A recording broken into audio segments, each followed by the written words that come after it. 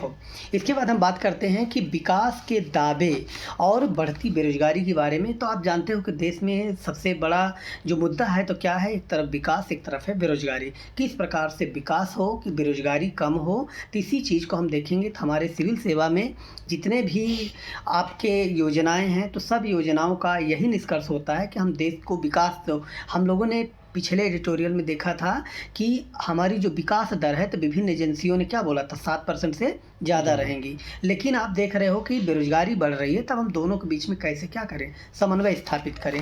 तो देखो, हाल के महीनों में देश के अलग अलग हिस्सों से जो खबरें सामने आ रही हैं, उनमें भारत की आर्थिक कहानी के उस पक्ष को उजागर करती हैं जिससे प्रायः विकास दर, निवेश और बड़े आयोजनों की चमक से ढक दिया जाता है। एक और नीति निर्माता भारत को दुनिया की सबसे तेज वाली अर्थव्यवस्था बनाने में लगे हुए हैं। तो आप देखो कि एक तरफ तो हम लोग चाह रहे हैं कि हमारी अर्थव्यवस्था क्या है, विश्व में हम लोग क्या है, चौथी हैं। आने वाले समय में 2028 तक में क्या हो जाएगी, हमारी अर्थव्यवस्था तीसरी बन जाएगी।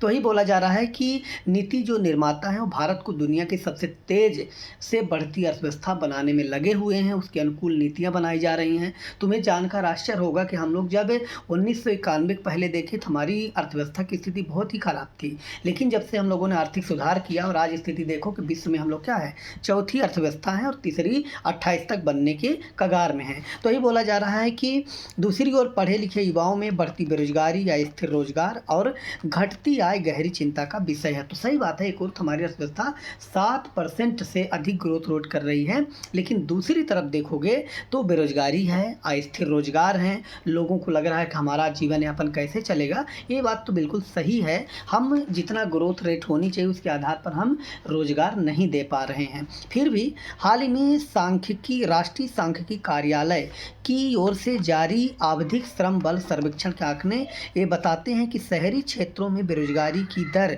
फिर से बढ़ रही है और युवाओं की स्थिति और भी गंभीर होती जा रही है। तो ये बोला जा रहा है कि अभी भारत सरकार ने रिपोर्ट जारी किया है कि शहरी बेरोजगारी क्या हो रही है, बढ़ रही है। तो हम लोग देखते हैं, तो ये बोला जा रहा है कि विरोधाभास है, केवल आंकड़े का खेल नहीं है, बल्कि यह उस विकास के तरीके का बुनियादी सवाल है जिसे देश बीते एक दशक से अपनाए हुए है। अधिकाधिक अनुमानों के अनुसार देखा जाए तो देश की लगभग 65% आबादी 35 वर्ष से क्या है, कम उम्र की है। हमारे देश में जो ओवरऑल आबादी है उनमें से हम देख रहे हैं तो ज़्यादातर आबादी हमारी कैसी है, 35 साल से कम उम्र की है। मतलब युवा हम कह सकते हैं कि हमारे यहाँ युवा ज़्यादा हैं। तो यही बोला जा रहा है कि हर वर्ष लगभग 1 करोड़ से अधिक युवा काम की तलाश में श्रम बाजार में प्रवेश करते हैं। तो सोचो, ये बहुत बड़ी बात है, 1 करोड़ युवा हर वर्ष किसकी तलाश में आते हैं, रोजगार की। उनको रोजगार मिलना चाहिए, ठीक है ना। तो वही बोला जा रहा है कि तभी ये सार्थक हो सकता है जब अर्थव्यवस्था पर्याप्त और गुणवत्तापूर्ण रोजगार पैदा करे। तो सवाल ये होता है कि जो हमारे रोजगार अगर दे रहे हैं तो गुणवत्तापूर्ण रोजगार होना चाहिए, उनको बेहतरीन आय के अवसर होने चाहिए, तभी तो अच्छा जीवन जी पाएगा, शिक्षा स्वास्थ्य में खर्च कर पाएगा। वही बोला जा रहा है कि मगर वास्तविकता तो यही है कि संगठित क्षेत्र में नई नौकरियों की संख्या सीमित हो रही है। श्रम मंत्रालय के आंकड़े बताते हैं कि पिछले कुछ वर्षों में संगठित क्षेत्र में रोजगार वृद्धि दर 2% से भी कम रही है, जबकि श्रम बल की वृद्धि इससे कहीं तो ही बोला जा रहा है कि हम कहीं भी देखें ओवरऑल तो रोजगार हमारा कम होता जा रहा है और बेरोजगारी क्या हो रही है, बढ़ती जा रही है। भारत सरकार के विभिन्न अनुमानों में आ रहे हैं। फिर बोला जा रहा है कि बेरोजगारी और अल्प बेरोजगारी दोनों समस्या है। एक तरफ तो बेरोजगारी है कि किसी को रोजगारी नहीं मिल रहा है, और दूसरी तरफ अल्प बेरोजगारी है, मतलब कि कुछ समय के लिए मिल रहा है लेकिन पूरी समय के लिए नहीं मिल रहा है, या जो चाहता है उस हिसाब से उसको नहीं मिल रहा है। फिर बोला जा रहा है कि शहरी बेरोजगारी की दर पर नज़र डालें तो तस्वीर और भी क्या हो जाती है, चिंताजनक हो जाती है। आइए हम देखते हैं कि आवधिक श्रम बल सर्वेक्षण क्या बोलता है। तो इसकी एक रिपोर्ट आई थी 2024 में। तो क्या बोलता है कि वर्ष 2024 के अंत तक शहरी बेरोजगारी दर लगभग 7% के आसपास पहुंच गई थी, जबकि युवाओं यानी जो आपके 18 वर्ष से 29 वर्ष के आयु के हैं, यह दर 12% से अधिक दर्ज की गई। तो ये जो भारत सरकार का रिपोर्ट आ रहा है, तो बोल रही है रिपोर्ट में कि 7% हमारा क्या हो रहा है, बेरोजगारी 7% हो गई, लेकिन जो युवा रोजगार मांग रहे हैं उनकी संख्या कितनी हो रही है, 18 से 29 वर्ष के जो युवा हैं तो उनकी संख्या बढ़ रही है। कहने का मतलब है कि जो हमारा रोज़गार है और जो बेरोज़गारी है उनके बीच में तालमेल नहीं दिख रहा है। एक तरफ हमारी बेरोज़गारी बढ़ती जा रही है और रोज़गार के अवसर क्या होते जा रहे हैं, सीमित होते जा रहे हैं। फिर इसके बाद बोल रहा है कि शिक्षा हम बात करते हैं तो उच्च शिक्षा प्राप्त युवाओं में बेरोज़गारी की दर इससे अधिक है। आप देखो जितने बहुत हाई क्लास के जो होते हैं, चाहे हमारे इंजीनियरिंग फील्ड की बात करो, चाहे हम प्रबंधन की बात करें, है ना, आईआईटी है, आईआईएम है, इसकी बात करें तो वही बोला जा रहा है कि इंजीनियरिंग, प्रबंधन और सामान्य स्नातक डिग्री रखने वाले लाखों युवा या तो काम की तलाश में भटक रहे हैं या अपनी योग्यता में बहुत कम वेतन और अस्थिर शर्तों पर काम करें। यही बोला जा रहा है कि अब जिसके पास आईआईटी की डिग्री है, आईआईएम की डिग्री है या कोई ग्रेजुएट है, पोस्ट ग्रेजुएट है, उनके पास जो उनको चाहिए उस आधार पर उनको रोज़गार नहीं मिल पा रहा है। तो कहीं भी कोई भी रोज़गार करने को क्या है, तैयार है, कुछ भी करने को। जैसे आप देखो कि आज पर जो डिलीवरी वाला है ना, तो बहुत से कंपनियां, तो उसमें लोग जाते हैं कि हम ठीक है काम कर लेते हैं, लेकिन उनको स्थायी रोज़गार तो नहीं मिल रहा है ना, वही बोला जा रहा है। फिर बोल रहे हैं कि आगे हम देखते हैं कि यह स्थिति न केवल आर्थिक असुरक्षा पैदा करती है बल्कि सामाजिक असंतोष और मानसिक दबाव को भी। देखो, एक आदमी, अगर कोई आदमी पढ़ा लिखा है, अगर मान लीजिए आप कि उसको रोज़गार नहीं मिल पा रहा है, उसको जितना पैसा चाहिए नहीं मिल पा रहा है, तो उसको समाज में जो मान प्रतिष्ठा है वो नहीं मिल पाएगी। तो उसके मन में कहीं ना कहीं क्या हो जाएगा, मानसिक जो है तो कुंठा पैदा हो जाएगी कि हम इतने पढ़े लिखे हैं और हमको नहीं मिल पा रहा। तो वही उससे क्या होता है, अवसाद की स्थिति या डिप्रेशन की स्थिति उत्पन्न हो जाती है। फिर हम देखते हैं कि ग्रामीण भारत में स्थिति और अलग नहीं है। इससे कृषि पर निर्भर आबादी का अनुपात अभी भी लगभग 45% है, जबकि कृषि का योगदान सकल घरेलू उत्पाद यानी जीडीपी में 15% से भी कम रह गया है। तो ये बोला जा रहा है कि जब आप ग्रामीण क्षेत्रों में हम लोग देखते हैं तो आप जो कृषि पर निर्भर आबादी है तो उसका अभी भी 45% के आसपास है, लेकिन जब आप जाओगे देखोगे कि कृषि का जीडीपी में क्या योगदान है, तो जीडीपी में योगदान आपको 15% से क्या मिलेगा, कम मिलेगा। यानी कहने का मतलब कि वहाँ भी बेरोजगारी की स्थिति क्या है, बनी हुई है। और गाँव में तो जाओगे सबसे बड़ी समस्या प्रचंड बेरोजगारी की है कि एक मौसम में उनको रोजगार मिलता है और एक मौसम में रोजगार नहीं मिलता है। तो ग्रामीण क्षेत्रों में भी स्थिति काफ़ी अच्छी नहीं है। वही बोला जा रहा है कि हम देखते हैं कि बड़ी संख्या में लोग कम उत्पादकता वाले क्षेत्रों में फंसे हुए हैं। खेती से आय बढ़ाने के तमाम सरकारी दावों के बावजूद वास्तविक आय वृद्धि सीमित रही है। देखो, जो सरकार का उद्देश्य है, सरकार तो यही चाहती है ना, ग्रामीण विकास होना चाहिए, है ना, और किसानों की आय क्या होनी चाहिए, दोगुनी होनी चाहिए। लेकिन सवाल ये है कि देखो, सरकार चाहे प्रधानमंत्री किसान योजना हो, बहुत सारी योजनाएं सरकार देती है ताकि किसानों की आय को क्या हो जाए, बढ़ाया जा सके। लेकिन इतनी तमाम कोशिशों के बावजूद जितना सरकार चाहती है, अभी भी किसानों की आय को दोगुनी नहीं कर पा रही है। तो ये बोला जा रहा है कि राष्ट्रीय नमूना सर्वेक्षण के आंकड़े बताते हैं कि औसत किसान परिवार की मासिक आय आज भी इतनी नहीं है को सम्मानजनक जीवन जी सके। किसान देख तो नाम लेते ही लगता है कोई गरीब चेहरा आ गया सामने, तो बहुत रेयर किसान होंगे जिनके पास सब कुछ है। लेकिन ज़्यादातर किसान ग्रामीण क्षेत्रों में देखोगे तो वहाँ पे क्या है, वहाँ पे जो हमारे लघु मध्यम किसान हैं, छोटे छोटे किसान हैं, उनके पास ज़मीन ही कम है। ज़मीन कम है तो उसका मशीनीकरण नहीं हो सकता, जोत की समस्या है ना, उत्पादकता नहीं कर सकते, उनके पास इतना इनकम है नहीं कि वो वैज्ञानिक खेती कर सकें, आधुनिक मशीनों का प्रयोग कर सकें। तो बताओ, उससे उत्पादन बढ़ेगा नहीं, उत्पादकता बढ़ेगी नहीं, तो क्या उनकी आय डबल होगी, हो ही नहीं सकता है सवाल। तो वही बोला जा रहा है कि ग्रामीण युवाओं का भी शहर की ओर, तो जब गांव में जो युवा कृषि से जुड़ा है उसको पता है हम काम कर रहे हैं, हमको कुछ मिल नहीं रहा है, तो युवा फिर शहर की ओर क्या करेगा, पलायन करेगा।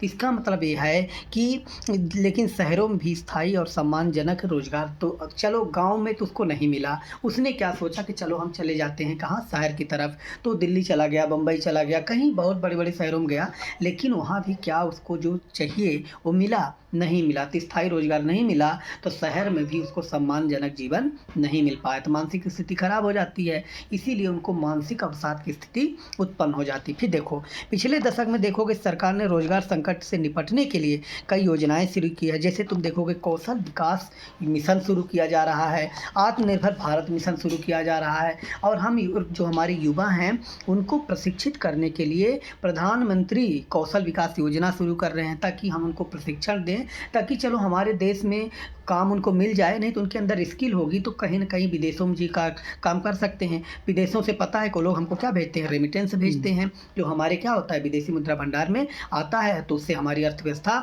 और मजबूत होती है और चीज़ें हम खरीद सकते हैं। तो ये बोला जा रहा है कि कार्यक्रमों का उद्देश्य होता है कि नौकरियां पैदा करना और उद्यमिता को बढ़ावा देना। पहले कुछ सकारात्मक परिणाम भी सामने आए हैं, जैसे स्टार्टअप इंडिया है ना?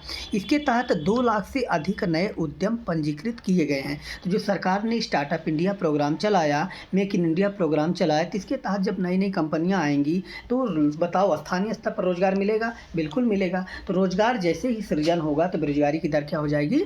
कम हो जाएगी। इसके बाद देखो बच्चे, इनके माध्यम से प्रत्यक्ष और अप्रत्यक्ष रूप से लाखों रोजगार सृजित हुए हैं। बहुत से लोगों को रोजगार मिले हैं। अब जब रोजगार मिलेगा तो गरीबी बेरोजगारी की समस्या क्या हो जाएगी? कम हो जाएगी और लोग अपना सम्मानजनक जीवन जी पाएंगे। तो वही आगे चलते हैं कि मगर मान लो कि इन रोजगारों का बड़ा हिस्सा अभी भी क्या है? अस्थायी। अस्थायी का मतलब कि ये नहीं है कि परमानेंट जॉब आज है, हो सकता है कल ना रहे। फिर इस परियोजना आधारित या डिजिटल मंचों से जुड़ा हुआ, जहाँ सामाजिक सुरक्षा और दीर्घकालिक स्थिरता का अभाव है, उद्योगों की स्थिति भी रोजगार सृजन के लिहाज से उम्मीदों पर खरी नहीं उतर पाई है। विनिर्माण क्षेत्रों में आप देखोगे जो मैन्युफैक्चरिंग है, वहाँ पे रोजगार वृद्धि का प्रमुख इंजन माना जाता है। तो हम लोग देखो कृषि में हमारे पास उतना है नहीं, तो हमारे पास एक क्षेत्र है जिसको बोलते हैं मैन्युफैक्चरिंग, विनिर्माण उद्योग। विनिर्माण उद्योग को हम मानते हैं कि हमारे अर्थव्यवस्था या रोजगार का क्या है? इंजन है। यहाँ पे ज़्यादा से ज़्यादा लोगों को रोजगार मिल पाएगा। तो वही बोला जा रहा है, लेकिन भारत में इसका योगदान सकल घरेलू उत्पाद यानी जीडीपी में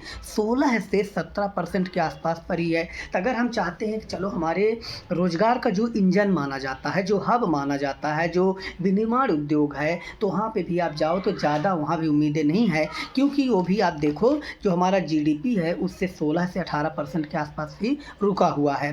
फिर देखो चीन है, वियतनाम है, बांग्लादेश जैसे देशों की तुलना में भारत विनिर्माण में बड़े पैमाने पर रोजगार पैदा करने में धीरे धीरे पिछड़ता नज़र आ रहा है। तो जैसे आप चीन में देखो, चीन में तो कहा जाता है कि वहाँ पे विश्व की फैक्ट्री उसको कहा जाता है। आप देखो हर सस्ती चीज़ों को पूरे मार्केट में डंप कर देता है दुनिया के अलग अलग देशों में। इस समय अलग देखा जाए तो हमारे पास सबसे बड़ी जो समस्या है वो है अमेरिकी टैरिफ की, है ना? आज ट्रंप ने, जैसे ही ट्रंप आया उसने क्या लगा दिया? टैरिफ लगा दिया। 25% प्लस 25 यानी 50% का है हमारे पास। तो यानी कहने का मतलब ये है कि हमको आत्मनिर्भर भारत बनाने के लिए हमको ग्रामीण स्तर पर, शहरी स्तर पर रोजगार का क्या करना पड़ेगा?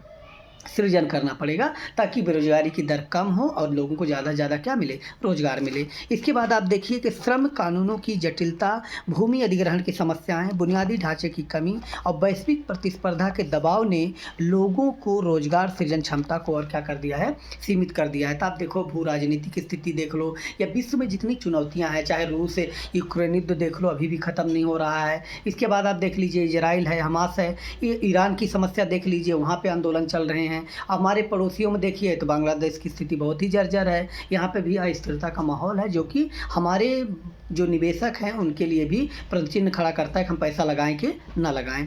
फिर बोला जा रहा है कि सेवा क्षेत्र में आप देखो अर्थव्यवस्था को संभाला, लेकिन यहाँ भी रोजगार के स्वरूप बदल गए हैं। आज देखो, आज जैसे जैसे नई नई तकनीकी आ रही हैं तो सेवा क्षेत्र में भी रोजगार के नए नए रूप बदलते चले जा रहे हैं। जैसे आज कंटेंट राइटर की बात करो, आज एआई आ गया है, डिजिटल प्लेटफॉर्म है। तो हर चीज़ अगर डिजिटलीकरण होगा तो जो रोजगार का स्वरूप है उसका क्या हो जाएगा? परिवर्तन हो जाएगा।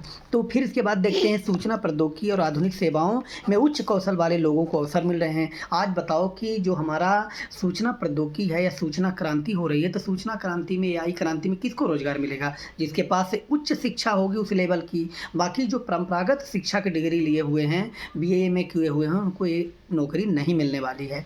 वही बोला जा रहा है कि लोग पारंपरिक सेवाओं में रोजगार तो ठहरा हुआ है।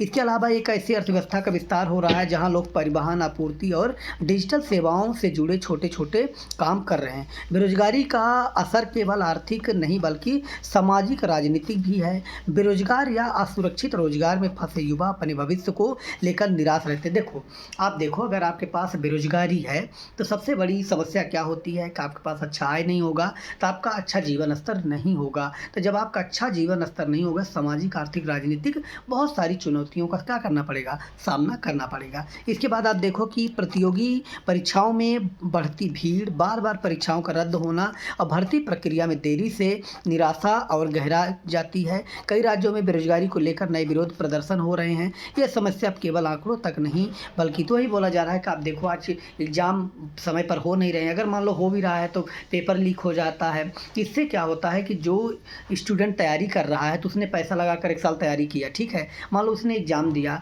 पेपर लीक हो गया, पता नहीं 1 साल बाद होगा तो उसका तो 2 साल का पैसा लगा। तो यही बोला जा रहा है कि आज पेपर लीक की समस्या भी एक बेरोजगारी और परेशान करने के लिए युवाओं के लिए एक समस्या बन ही रही है। इसके बाद आप देखो शिक्षा व्यवस्था और रोजगार बाजार के लिए बढ़ती हुई खाई हैं। इस संकट का कारण क्या है कि हर साल लाखों विद्यार्थी महाविद्यालय और विश्वविद्यालय से डिग्री तो लेकर आते हैं, मगर ज़्यादातर विद्यार्थी उद्योग की ज़रूरत के अनुरूप प्रशिक्षित नहीं होते। आप देखो कोई नौकरी कर लिया कि हम नौकरी करना है तो आप जाओगे तो आपका सर्टिफिकेट मांगेंगे कि आपने क्या किया है, तब बोलोगे कि हमने BA MA किया है, तो क्या आपको तुरंत नौकरी मिल जाएगी? नहीं, वो आपसे स्किल पूछेंगे कि आपके पास स्किल क्या है। अगर आपके पास उनके अनुरूप स्किल है तो आपको रोज़गार मिलेगा, अगर उनके अनुरूप स्किल नहीं है तो आपको रोज़गार नहीं मिलेगा। फिर देखो बच्चे, बोला जा रहा है कि राष्ट्रीय कौशल विकास निगम की एक रिपोर्ट है, इसमें बोला गया है कि भारत की बड़ी कार्यशील आबादी औपचारिक कौशल प्रशिक्षण से वंचित है। कंपनियां कुशल श्रमिकों की कमी की शिकायत करती हैं। युवा रोजगार ना मिलने से क्या हो रहा है कि परेशान है। तो कंपनियां तो हैं लेकिन वो बोलती हैं कि हमको जिस टाइप का चाहिए स्किल वो स्किल नहीं मिलता है, इसलिए वो वर्कर की शिकायत करते रहते हैं कि हमको जैसा चाहिए वैसा मिल नहीं रहा, आप इनको ट्रेंड करिए। तो ये बोला जा रहा है कि जो परंपरागत आपके पास डिग्रियाँ हैं तो आपको समय के रहते आपको ट्रेंड डिग्री चाहिए ताकि आप प्रशिक्षित रहो, आपके पास स्किल रहे तो आप जाओगे तो कोई ना कोई कंपनी आपको ले लेगी। फिर बोला जा रहा है कि विरोधाभास की नीति भी है क्रियान्वयन। अब आज नई शिक्षा नीति आई तो नई शिक्षा नीति में हम लोगों ने क्या किया है कि ज़्यादा से ज़्यादा लोगों को क्या मिले, रोजगार मिले, और हम शिक्षा व्यवस्था को रोट लर्निंग से बाहर ले आ रहे हैं ताकि लोग समग्रता से पढ़ाई करें और चीज़ों को सीखें। तो जब सीखने पर जोर दिया जाएगा तो नौकरी क्या हो जाएगी, आसानी से मिल जाएगी। फिर देखिए आगे, महिलाओं की स्थिति पूरे परिदृश्य में विशेष रूप से चिंताजनक है। भारत में महिला श्रम भागीदारी लंबे समय से कमी बनी हुई है। हाल ही में आप देखो कुछ सुधार तो जरूर हुए हैं लेकिन अभी भी 30% के आसपास है जो वैश्विक औसत से काफ़ी कम है। तो महिलाओं की हमारे पास जो महिलाओं की स्थिति है तो युवा तो हैं लेकिन अभी भी उनको जितनी संख्या है उसके अनुरूप अभी भी रोजगार नहीं मिल पा रहा है। तो लैंगिक असमानता है, बहुत सारे मुद्दे हैं, सामाजिक रीतियाँ हैं, है ना, इन सबको अगर छोड़ दिया जाए तो फिर भी 30% के आसपास महिलाओं को रोजगार मिला हुआ है। फिर बोला जा रहा है शिक्षित होने के बावजूद बड़ी संख्या में महिलाएं सामाजिक, पारिवारिक और आर्थिक कारणों से कार्यबल से क्या हो जाती हैं। तो महिलाओं के लिए बहुत बड़ी समस्या क्या है, सामाजिक, बहुत से लोगों की प्रतिवादी मानसिकता होती है कि हमको नौकरी करने ही नहीं देना है। तो महिलाओं के पास सामाजिक कुछ दबाव होते हैं तो नौकरी नहीं कर पाती हैं, किसी के पास पारिवारिक दबाव होते हैं, किसी के पास जो है तो आर्थिक कारण भी हो सकते हैं जिससे वो कार्यबल से क्या हो जाती हैं, बाहर हो जाती हैं और हमारे GDP में अपना योगदान नहीं निभा पाती हैं।